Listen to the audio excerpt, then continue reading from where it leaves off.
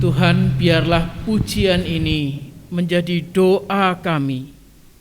Pujian ini menjadi satu-satunya pengharapan kami. Karena kami memahami Tuhan, Engkaulah sumber kehidupan. Engkaulah penolong bagi seluruh umat manusia. Karena itu kami tepat datang kepadamu, Engkau Tuhan yang penuh kasih. Engkau Tuhan yang membimbing kami. Engkau Tuhan yang menjadi kepuasan hidup umat manusia. Terima kasih Tuhan, kami ingin membaca, merenungkan, belajar bersama-sama apa yang ingin Engkau kami lakukan Tuhan. Terima kasih, biarlah di saat yang indah ini kami boleh menikmati persekutuan dengan Engkau. Baik ketika kami menaikkan puji-pujian, ketika kami membaca dan merenungkan firman-Mu, dan membawa persembahan kami yang terbaik untuk Engkau. Tuhan, terima kasih untuk momentum yang indah kami kembali datang kepadamu. Di dalam nama Tuhan Yesus kami berdoa. Amin. Silakan duduk Bapak Ibu Saudara yang dikasihi Tuhan. Saudara-saudara yang dikasihi Tuhan, kehidupan itu identik dengan permasalahan. Kalau Bapak Ibu setuju, maka mestinya kita menyadari bahwa sesungguhnya kehidupan itu tidak lepas dari berbagai pergumulan, dari berbagai hal-hal yang mewarnai kehidupan ini. Mulai dari kelahiran, pertumbuhan kita, bahkan saat-saat menjelang kematian. Itulah kehidupan yang kita jalani Bapak Ibu. Karena itu tidak heran kalau banyak orang itu berandai-andai, bermimpi, tergantung apa yang dihadapinya, begitu ya.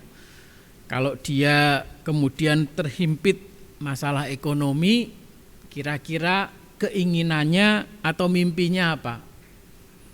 Kalau aku punya uang, semua beres gitu ya. Ada uang habis perkara, begitu saudara ya.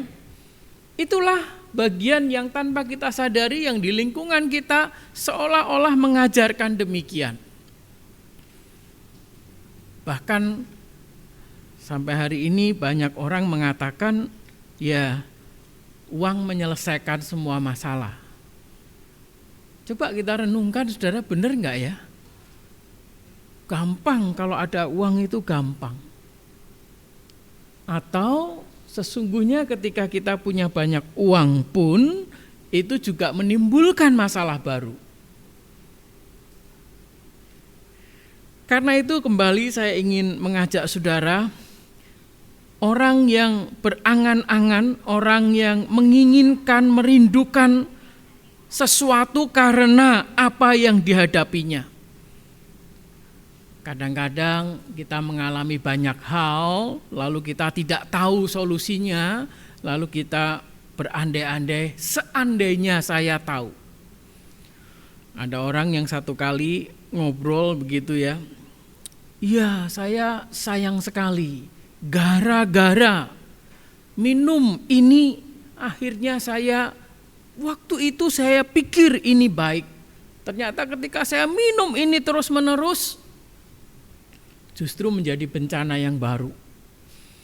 Di salah satu gereja, bukan di Cimone, saudara ya, ada seorang istri pengusaha, saudara ya, karena dia ingin melayani suaminya dengan baik, mendukung suaminya dengan baik, lalu entah bagaimana dia sering pergi ke dokter karena dia takut menopause, saudara ya, sehingga dia banyak minum vitamin, minum hormon, saudara ya. Dan apa yang terjadi, saudara? Belum sampai usia 40-50 tahun, saudara ya, dia punya masalah dengan obat-obatan vitamin yang dia minumnya. Dan dia berpikir, saya tidak tahu, saya perlu tahu. Saudara, apakah memang benar dalam kehidupan ini kalau kita mengetahui ya banyak ilmu lalu semuanya beres?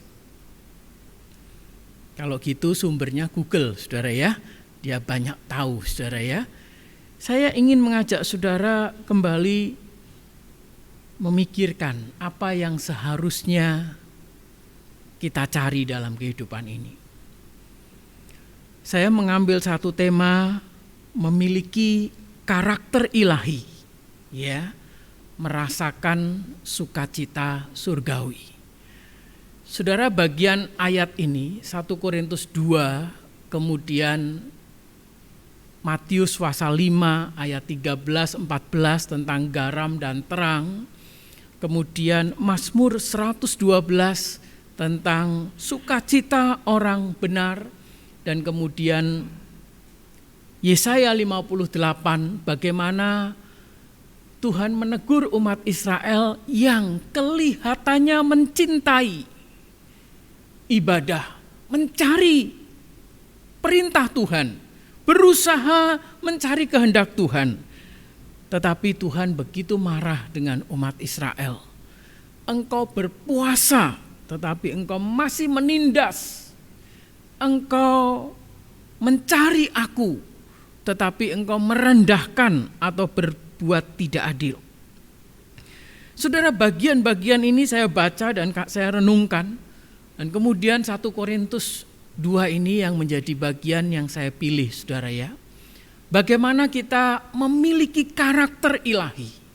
Apa yang saya maksud karakter tentunya bukan sekedar sifat-sifat, tetapi ini apa yang Tuhan hadirkan dalam kehidupan dan bagaimana Dia ingin umatnya merasakan sukacita yang dari surga. Saudara-saudara, 1 Korintus 2 ayat 1 sampai ayat yang ke-16, saya ingin membacakan terlebih dahulu dari ayat 1 sampai ayat yang ke-5, firman Tuhan berkata demikian. Demikian pula ketika aku datang kepadamu, saudara-saudara, aku tidak datang dengan kata-kata yang indah atau dengan hikmat untuk menyampaikan kesaksian Allah kepadamu. Sebab aku telah memutuskan untuk tidak mengetahui apa-apa di antara kamu selain Yesus Kristus, yaitu Dia yang disalibkan. Aku juga telah datang kepadamu dalam kelemahan dan dengan sangat takut dan gentar. Baik perkataanku maupun pemberitaanku tidak kusampaikan dengan kata-kata hikmat yang meyakinkan, tetapi dengan keyakinan akan kekuatan roh, supaya iman kamu jangan bergantung pada hikmat manusia, tetapi pada kekuatan Allah. Saudara, ini dalam satu rangkaian kitab surat Korintus ini ya, bagaimana Paulus menuliskan surat kepada jemaat Korintus dengan berbagai dinamikanya. Bahkan Paulus mengucap syukur dengan apa yang terjadi di Korintus. Kalau saudara melihat surat Korintus, maka saudara mempunyai gambaran bagaimana latar belakang surat Korintus itu. Orang-orang yang mencintai Tuhan, orang-orang yang dari berbagai bangsa, budaya, berkumpul dengan berbagai hikmat. Bahkan di sana karunia-karunia rohani juga dilimpahkan. Tetapi dari pasal 1 Paulus sudah menuliskan ada perpecahan dalam jemaat. Perpecahannya bahkan ironi, saudara. Bukan hanya di antara bangsa-bangsa yang tidak mengenal Allah, tetapi justru orang-orang yang mengikuti Paulus, dia berkata, aku pengikut Paulus, aku pengikut Apolos, aku pengikut Kefas, Petrus, aku pengikut Kristus. Sampai Paulus kemudian menegurkan, adakah kamu diselamatkan oleh Paulus, oleh diriku? Bukan, kita semua ini adalah milik Kristus. Saudara, ada perpecahan di tengah-tengah jemaat Korintus yang penuh karunia rohani. Kemudian sampai-sampai Paulus memberikan perbedaan antara hikmat Allah dan hikmat manusia.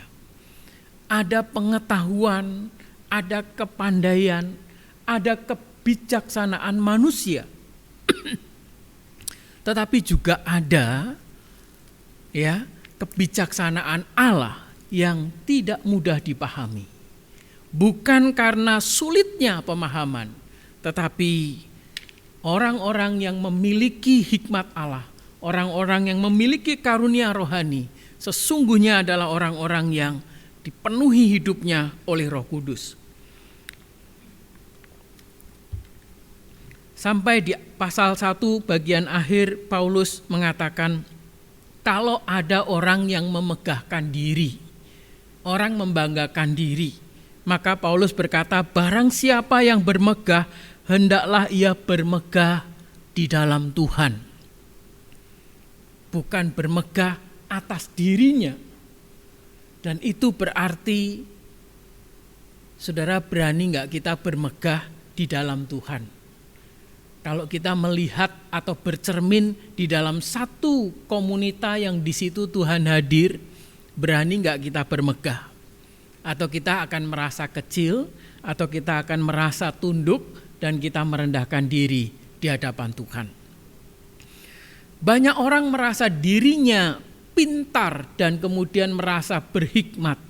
Tetapi Paulus menegur dengan keras bahwa itu adalah hikmat manusia. Itu bukan hikmat Allah.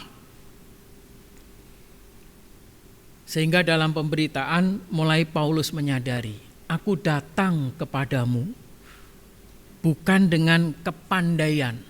Kalau saudara bertanya siapa Paulus, saudara, kalau sekarang dia ada, maka setara dengan profesor, saudara ya. Setara dengan orang-orang yang punya kepandaian tingkatnya tinggi.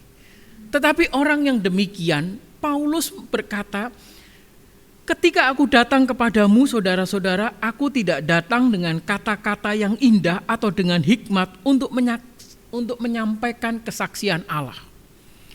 Ini berarti Paulus sadar dia tidak mengandalkan dirinya ketika dia memberitakan tentang salib. Ketika dia memberitakan kabar sukacita, dia tidak mengandalkan dirinya. Bukan berarti Paulus tidak mengerti berbagai metode penginjilan. Bukan berarti Paulus tidak belajar akan Taurat. Namun Paulus ketika datang kepada orang-orang, dia datang dengan kerendahan hati dan dia sama sekali tidak mengandalkan hikmatnya. Karena dia tahu orang diselamatkan itu betul-betul anugerah Tuhan. Karena itu miris ketika satu kali kami menghadapi orang-orang golongan tertentu. Dengan kepandaiannya dia merasa bahwa kalau penginjilan harus pakai metode ini. Karena dengan metode ini orang paham, orang bisa mengerti. Pertanyaannya bukan hanya orang bisa tahu, paham, tapi apakah dia menerima Yesus atau tidak, gitu saudara ya. Karena yang bisa membuka hati itu hanya Yesus.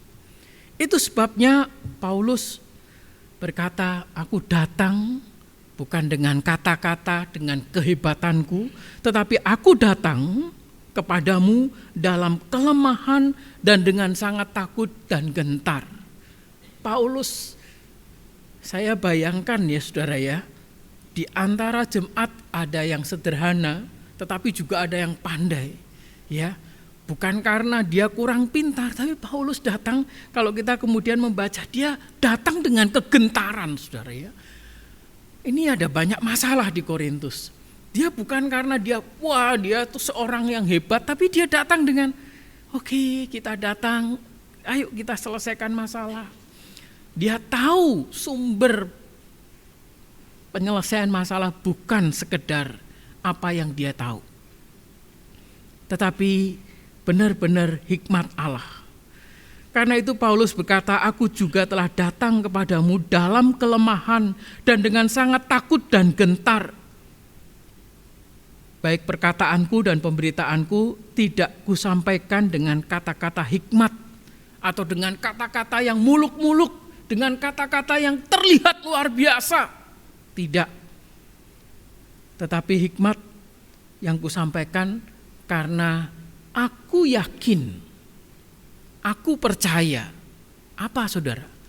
Percaya bahwa pemberitaanku itu berdasarkan kekuatan Allah. Ya, ini menggunakan kata dunamin, menggunakan kata yang identik dengan saudara dinamit. Dan dinamit kita tahu untuk memecahkan batu.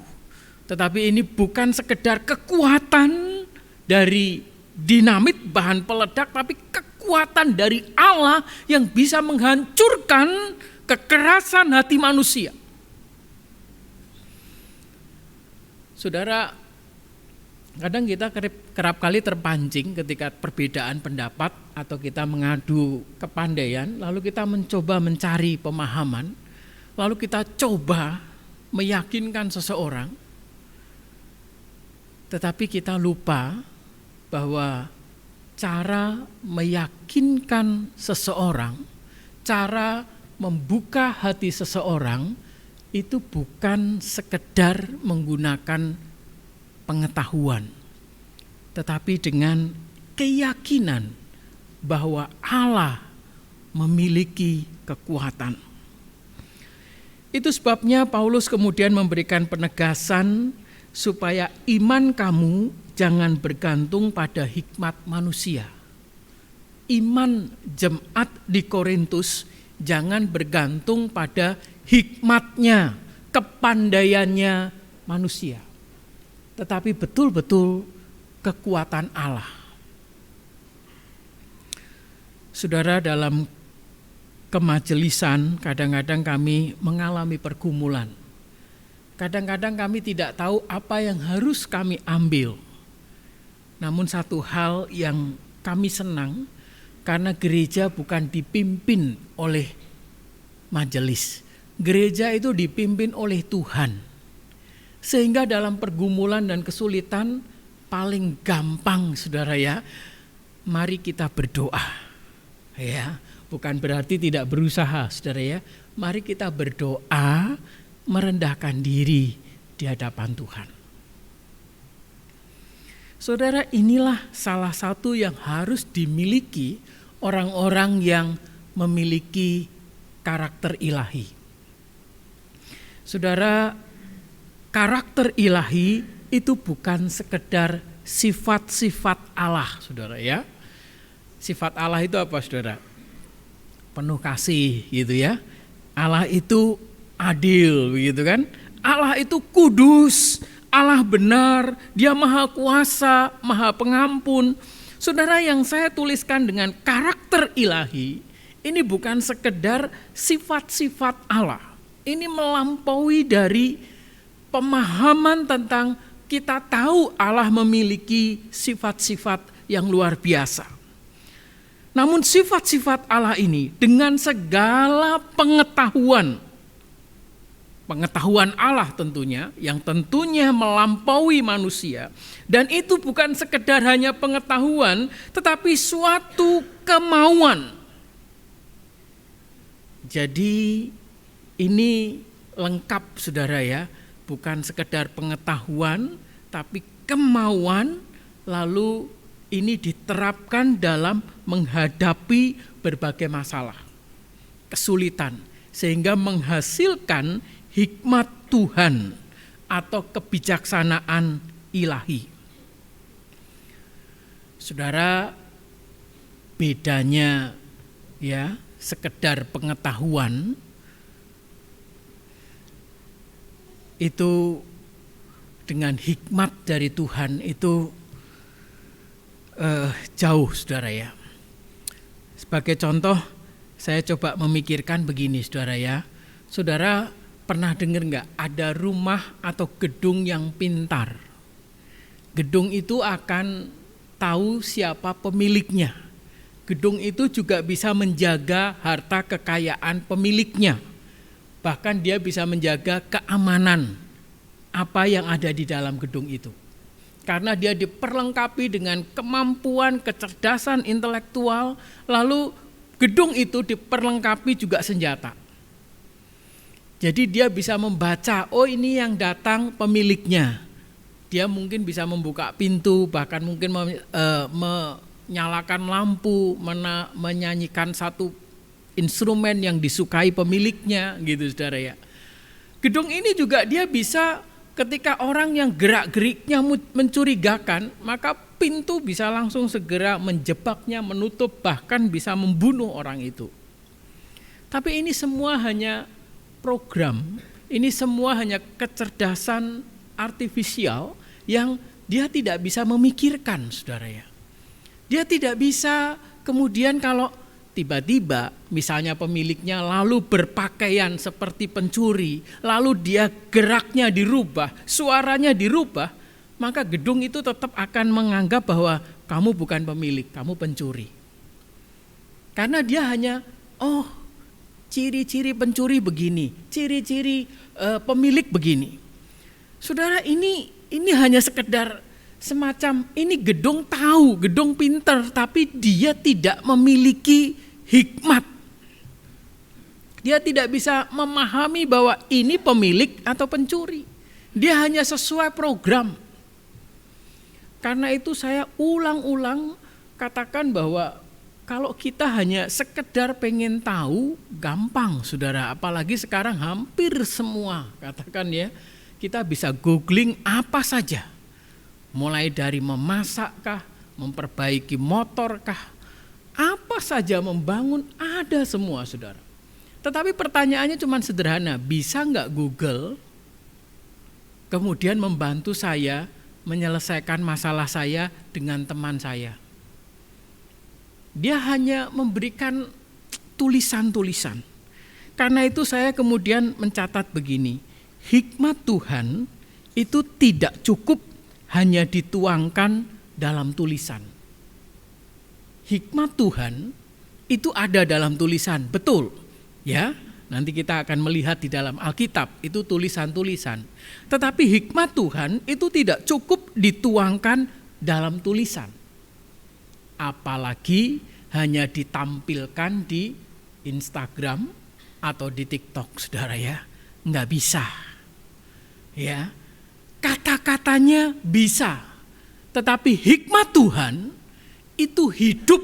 Hikmat Tuhan itu bukan sekedar kata-kata, bukan sekedar pengetahuan, tetapi dia juga ada kemauan, dia ada tindakan yang menghasilkan keputusan-keputusan yang tepat dalam situasi dan kondisi yang mungkin bisa berubah-ubah.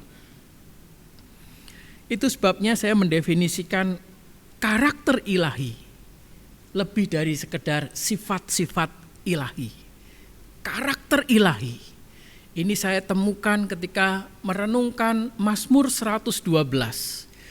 Bagaimana sukacita orang benar, orang-orang yang baik itu memiliki sukacita bukan semata-mata karena berkelimpahan. Mazmur menuliskan dia berkelimpahan, anak cucunya perkasa, anak cucunya mendapat warisan. Tetapi dalam tulisan itu ayat 4 Mazmur 112 dikatakan dengan begitu jelas, terang bersinar dalam kegelapan bagi orang jujur, bagi orang adil, pengasih dan penyayang. Jadi sekalipun saudara, orang yang memiliki karakter ilahi itu ada dalam kegelapan, maka terang, solusi itu segera muncul, saudara. Dan mereka yang memiliki karakter ilahi dikatakan itu orang yang jujur, orang yang adil, orang yang pengasih, penyayang. Saudara, kenapa masalah kita seringkali itu tidak selesai atau bahkan tambah ruwet, saudara ya? Kenapa, saudara ya? Kadang-kadang cuman karena kita tidak jujur, betul saudara ya? Kita takut diketahui kesalahan kita, lalu kita cari alasan, nyalahkan orang lain, memfitnah orang lain. Nah ini tambah ruwet saudara. Ngomong saja saya salah, saya tidak mampu, saya memiliki kelemahan. Itu orang jujur, karakter ilahi yang akan membuka terang, membuka jalan. Lalu ayat 7 di dalam Mazmur 112 itu dikatakan begini saudara. Ia tidak takut menerima kabar buruk. Hatinya teguh karena percaya kepada Tuhan. Orang yang memiliki hikmat ilahi, dia tidak gegabah dalam mengambil tindakan. Ya, apalagi dia cuman sekedar tipuan atau hoax, berita bohong. Saudara, kita tahu hari ini media sosial begitu mengerikan, orang begitu mudah seolah-olah ditipu, diiming-imingi. Kenapa saudara? Enggak punya hikmat Tuhan. Begitu mudah dia ketakutan. Waduh, ini media sosial dari grup ini, ada penculikan anak, ini sampai kabar buruk pun kita tidak bisa membedakan. Lalu hati kita kacau, lalu kita ketakutan. Bukan berarti kita tidak boleh punya rasa takut, saudara ya. Kemarin saya ngobrol dengan anak saya, ya, ketika dia selesai jalan-jalan sore, saya beritahu, saya ngobrol dengan dia begini. Jumat kemarin, Papa ini memakamkan seorang mahasiswa yang seusia kamu. Sakitnya hanya karena demam. Lalu Selasa meninggal. Dan Papa memakamkan. Sementara pagi ini, kamu ngomong enggak enak badan lalu mau jalan-jalan. Kira-kira kamu tahu enggak hati Papa? Ini saya beritahukan setelah semua selesai, saudara ya. Ngerti enggak? Papa sayang sama kamu, tapi Papa tidak membatasi kamu. Karena itu Papa berkata, kamu istirahat, makan vitamin. Kalau memang Tuhan izinkan kamu jalan-jalan dengan teman, berdoalah. Saudara ada ketakutan, jangan ngomong enggak ada ketakutan.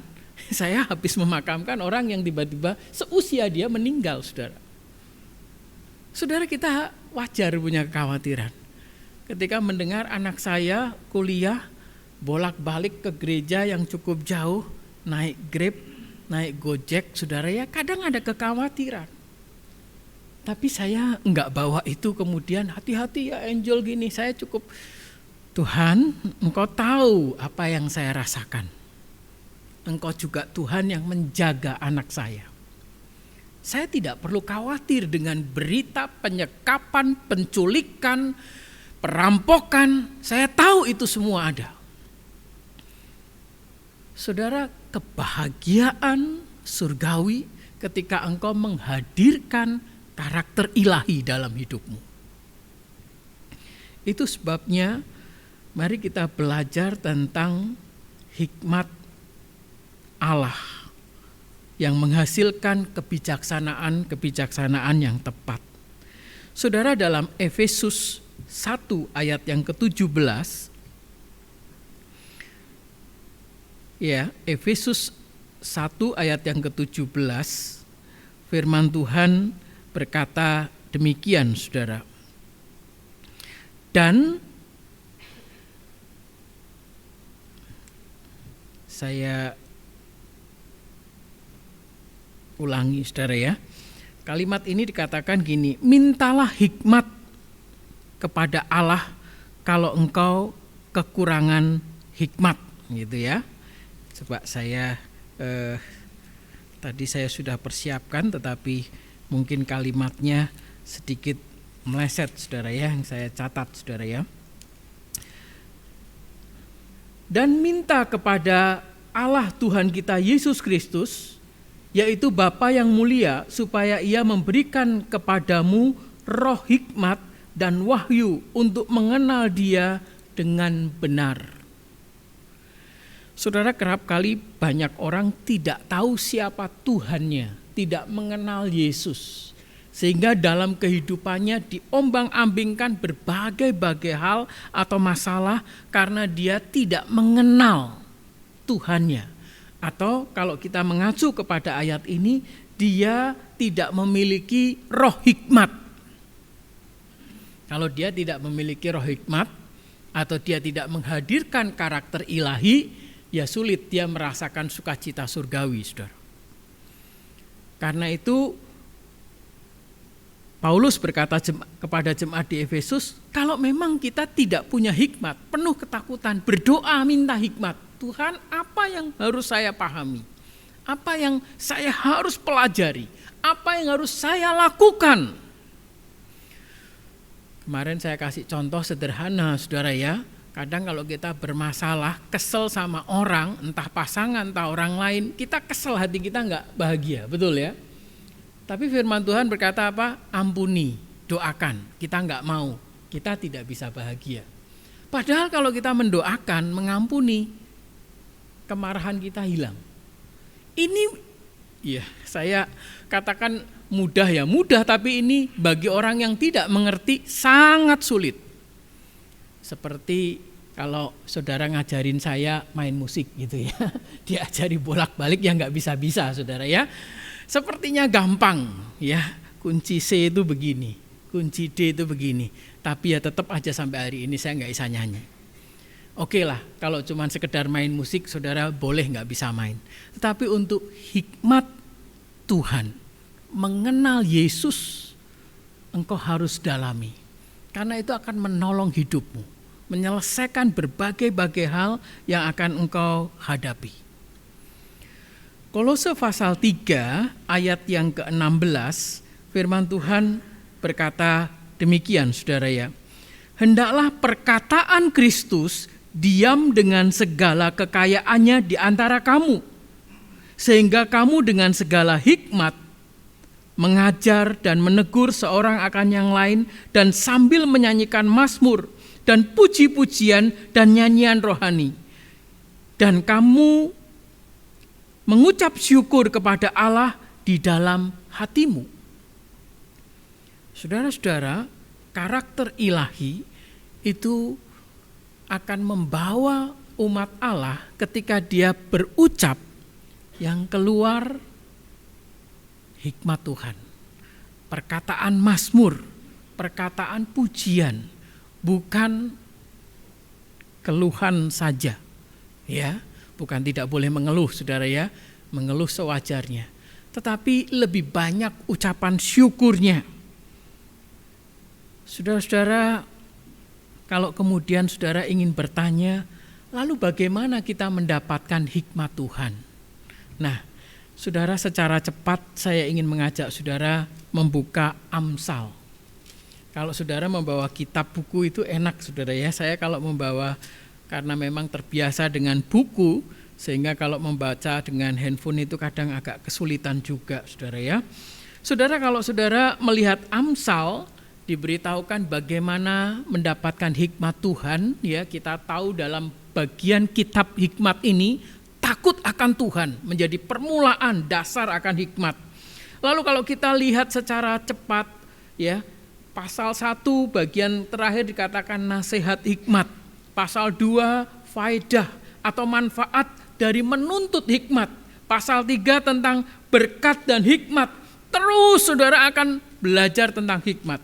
Pasal 8 saudara ya, di sini ayat yang ke-12 dikatakan demikian saudara ya. Amsal 8 ayat 12.